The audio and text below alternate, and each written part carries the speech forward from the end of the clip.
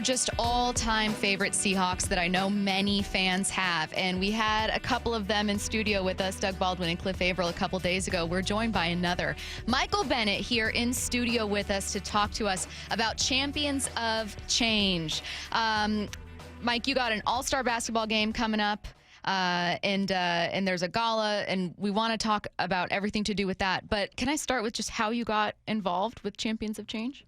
Well, actually, I was sitting in the kitchen cooking some chicken. And I was yeah, sure. But as I started to put the flour on the chicken and think about the grease, and it started bubbling, I was like, what if we got together and make a crazy big event? Yeah. Nah, that's not how it happened. But some great thoughts do happen while you're cooking. They really do. Or using the bathroom. But at the same time. Showering. Yeah. And then we just kind of got together and started thinking about how could we, like, make an impactful game. We thought flag football for a minute. And then we kind of was like, I still, I wanted to do tennis, but people kind of, didn't want to do tennis. That's a whole nother story, sore subject. But at the end of the day, it was just one of those opportunities to think about how could we come together as a collective and make a big impact in the community. I think hoop is probably the perfect avenue because all athletes think they can hoop. So what's your hoop game like? I'm not really I used to be like a avid basketball player, and then I just kind of got bored of basketball. But I'm more of a tennis player, honestly. Really? I was going to say, what's your tennis game like? My tennis game is like Djokovic mixed with Alcaraz. Meet Serena. No, Serena. Okay. Okay. I identify as him. So Champions of Change, there's two events you guys need to know about. There's a gala that's going to be on June 22nd. There are still tables available. I know a lot of you guys, though, are really excited for the all-star basketball game. That's going to be on June 23rd. It's buy one, get one for tickets for that game. So if you want to go with friends, guess what? Get a ticket, and you guys are both in. Buy one, get one when it comes to that game. Tickets still available for both events. But people are really, really excited because there are so many, and we talked about this with Cliff and Doug, there are so many like superstar athletes that still decide to stay involved with Seattle. Why was it important for you to Cliff and Doug already went? But we didn't, they were like the opening act. I thought I was like, no. I thought this was special right now. I thought I Michael, was coming up here. Michael, you misheard me. I thought I was coming up here first, and it was like I was a special thing. I was getting the opportunity to express. I didn't know Doug and Cliff like this. It makes me feel. You know how when you go to a restaurant, you get mozzarella sticks, and it's like, sure, but that's not my dinner. Yes. That's just, I'll take mozzarella sticks. Okay. And then you're like what we were really waiting for. Oh, okay, why didn't anybody say that? Okay, yeah, exactly. Now I feel good about the conversation. I just wanted to make that clear. No, well, I think Seattle's a special place. I think when we think about, like, everybody has these moments in their life. We have an origin story where we begin at, like, we grew up in this place, and then, like, we kind of move to our adolescent stage, and then we go to, like, our collegiate stage, and then there's, like, adulthood. And I think here is where a lot of us had our adulthood. It's like where we got married, where we had kids at, where our kids went to their first birthday parties. All these different things like are in here in Seattle. Our adult friends are here. We come here. It's like this is where we kind of have made our families that are beyond just like the ones that we started with. This is like our chosen people that we choose to be around. And I think that's what makes Seattle special. And I think the fans and just the city in general, like, I always say, like, I wish I could, like, I'm not going to give this idea because I feel like Jeff Bezos is everywhere, but I would say that it would be interesting to take a bottle and then, like, take some Seattle air and then screw it together and sell it because the air here is just different. Jeff, I'm not giving you any ideas because I feel like you have the capacity to do it. You will be hearing from his lawyers if you start doing that. Yes, I will.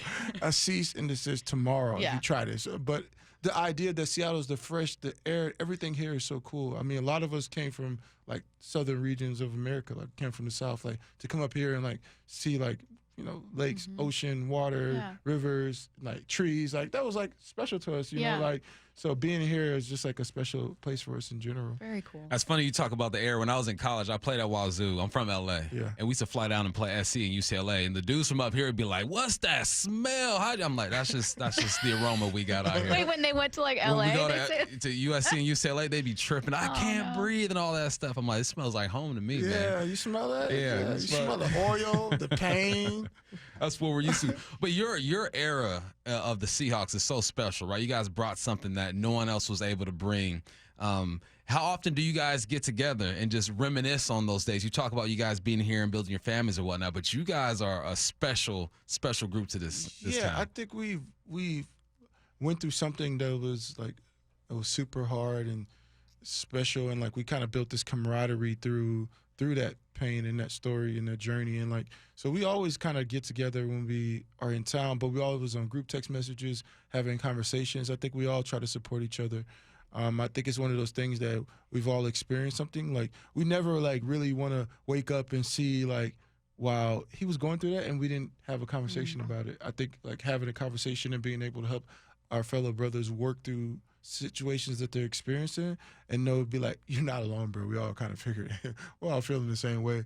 It's kind of super important, and I think that's where the brotherhood is kind of bonded at. I think, there's a lot of things you can be forged in, but being forged in bronze through fires, you build a strong structure, and I think that's kind of what we've been as a team.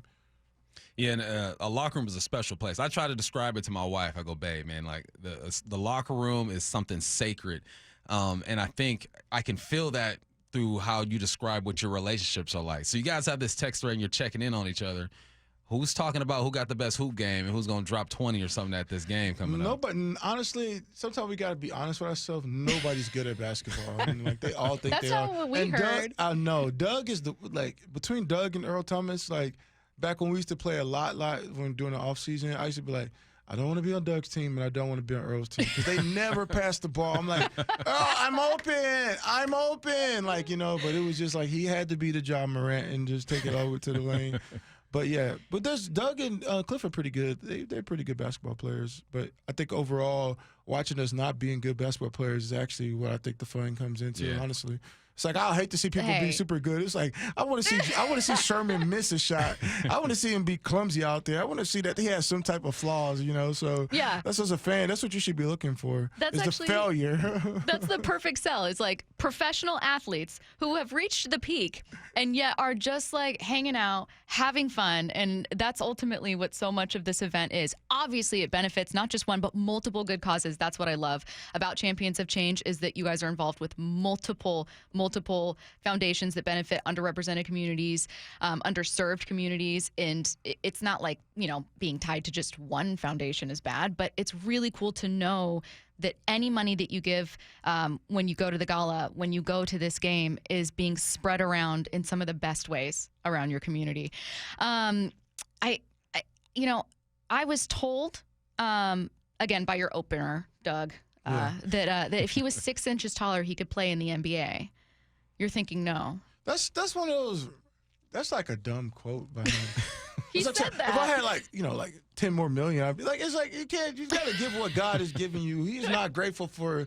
If he was 6 inches taller, would he been a better receiver? Probably not. You know what I mean? Like because of his constraints is where he found greatness at. It's like not in the things that we want. It's like constraints allow us to be greater at our things. It's like I know I'm not good at that, so I become good at something else.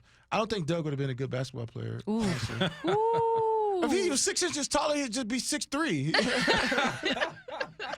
Why you do him like that, man? I know. It's not like if he was 6 inches taller, he'd be like 6'8". It was like, bro, he'd be 6'2.5". First of all, Bump, were you not in here going like, me too, me too? Oh yeah, All three of them were doing this. I'm a representative of the barely under 6 foot club. Yeah. So if you give us 6 inches, we can do anything. You know. But if man? you're 6 inches, you still are just a small forward in the NFL. I'm an NBA. That's it. I'll take That's it, though. I know. Okay, well, we appreciate you taking the time. Definitely. We know that you guys are busy promoting this, and it's championsofchangefoundation.org. So if you want to go get tickets, that's where you're going. I'm going to say it slowly so you could write it down. Championsofchangefoundation.org. This all-star basketball game is going to be June 23rd. If you want to go to the gala, there's still tables available. That is June 22nd. And on June 23rd, you get to see Mike B. There's going to be a lot of other faces there. We got Sherm, who's going to be there, obviously Doug and Cliff. Sue Bird. Marshawn. All of these guys, Jamal Crawford. Oh, Jamal Crawford got handled. Essentially, your guys' that's when you realize athletes. you can't play when you get next to Jamal Crawford. You're like, bro, like I can't do this. Like, I'm terrible. There's levels to this. There's levels. Yeah. I know. He's so good. Any final shout out to Seahawks fans listening? All of them are so excited to have you in here. Seattle fans. I know you guys miss us, but just let us go.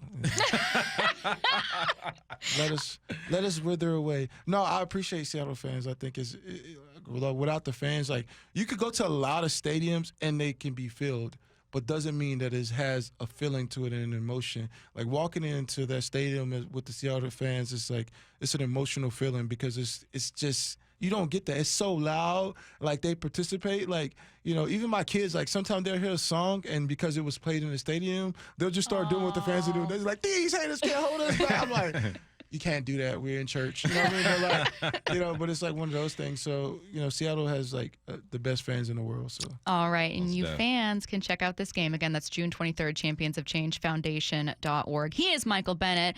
Mike, thanks so much. We appreciate it. Appreciate you, bro.